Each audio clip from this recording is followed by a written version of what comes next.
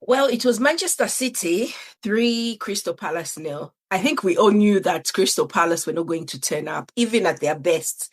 I don't think Crystal Palace is a team that is going to go and beat a Manchester City, especially at this time of the season. Crystal Palace have got a final in the Conference League in next week or whatever, just 3 days after the last game of the season. So yeah, they're not interested in anything other than that final. They are safe. Let me even see what position they are in on the table. But let's just say that Crystal Palace are 15th with 44 points, so they are nowhere near relegation. And they are in the final of the Conference League. They should have been playing in the Europa League. Do you remember earlier in the season when I was fuming that they had been, knocked down into the Conference League? Because of I think is it Lille or the other team which was playing in the Europa League. Anyway, it has worked out for them because these guys are in the final and they're loving it. Glasner as well sounds absolutely miserable, and I think he wants to leave Crystal Palace because they've really shafted him this season. They've sold Eze, they've sold some of their best players, and the lack of investment. I think he's just tired of their project. I don't know where he's going to go, but I really like him. He's such a calm, interesting guy. And he's so cheeky as well, isn't he? He has refused to be forced or to be shamed into fielding a sort of weaker side, especially against Arsenal 3 days before his championship. He's basically going to tell his players not to go and kill themselves, isn't he? So it's up to Arsenal. It's up to Arsenal. Arsenal got 79 points, and then Man City have got 77 points. Goal difference has got Arsenal 42, Manchester City 43. It is squeaky, squeaky, squeaky, squeaky, squeaky. Very tiny margin left. And yeah, it's up to Arsenal basically to just go ahead. We've got Burnley. Now, everybody, I know last time I got it wrong. I thought the West Ham game would be so easy. And I was wrong. I was so wrong because West Ham as well, like, are fighting relegation, and everyone was telling me the same thing. I'm like, but for me, I was a bit anxious about Burnley. I know Burnley has already been relegated, but there's something about some teams, they face Arsenal, even the big teams. Have you seen how they play when they come and face Arsenal? They want to be the ones being talked about. Look, I'll bet you West Ham hasn't been in the news this whole season. Play a game against Arsenal, fake some, do some crazy stuff, and keep going on about how the referee is corrupt, which is ridiculous because the decision was a correct decision. And yeah, they've been in the news. I mean, it says they now, they've even convinced themselves that they need to go and appeal to whoever about fouling the keeper and the decisions, blah, blah, blah. Oh, they're just, come on. So yeah, it's looking for attention. They know the minute they come and play against Arsenal, they are going to be in the news. They are going to sell some more kit, whatever. Everyone will be talking about you.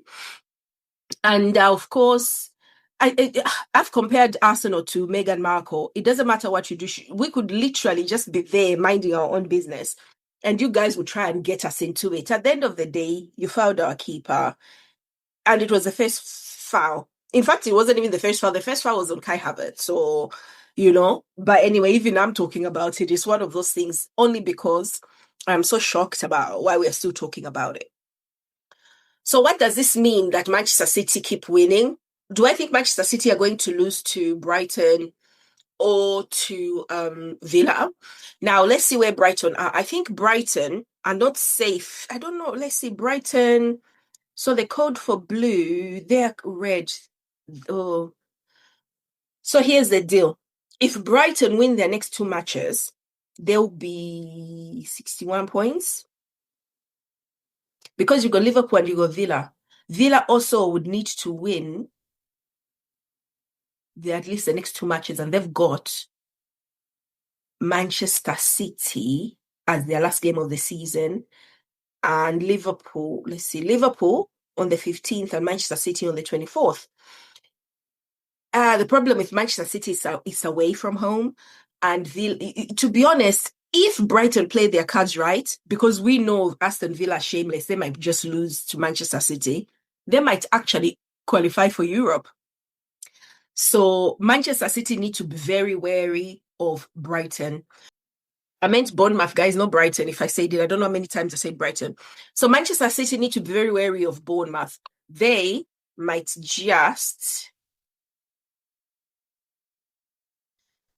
just be able to qualify for Europe. So when they go and play Manchester City, and they're playing Manchester City at home, Manchester City is not over for you guys, oh, it's not over for you guys, but regardless, Arsenal just need to mind their own business. We've got two clubs, one already relegated.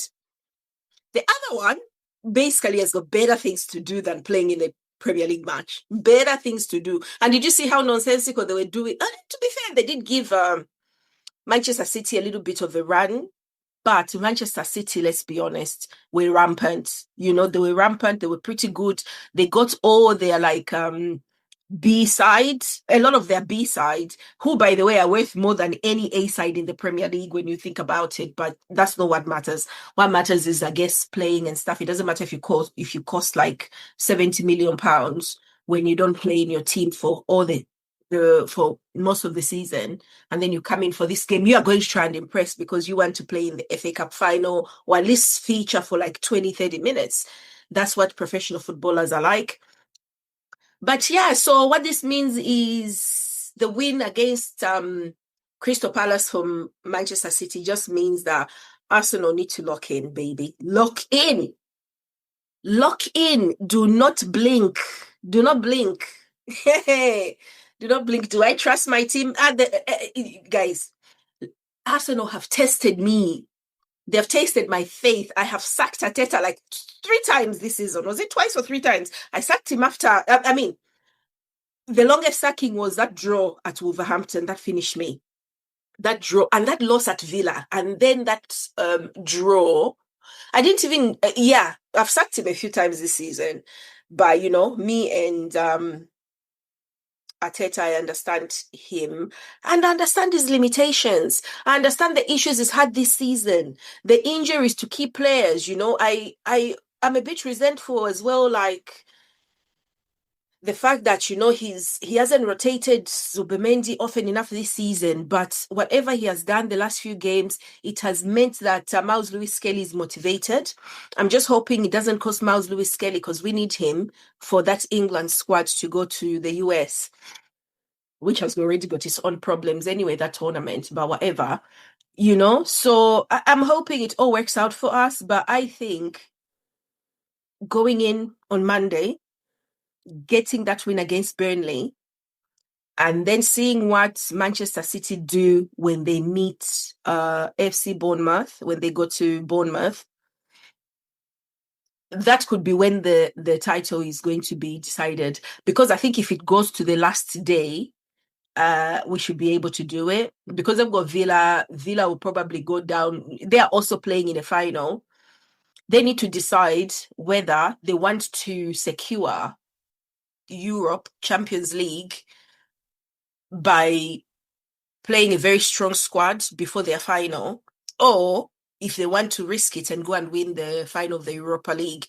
I don't know what I would do. I don't know what I would expect my manager to do. I don't know. But we all know Unai Emery likes a Europa League, doesn't he? I mean, apart from that time where he went and got us shafted by Chelsea in Baku, isn't it? Honestly, he's so unreliable. He's so unreliable, but perfect for a team like Aston Villa and any sort of like mid-high level team. But for a top team, you need some craziness. And that is something. Sorry, I'm veering now. I'm going to Man U.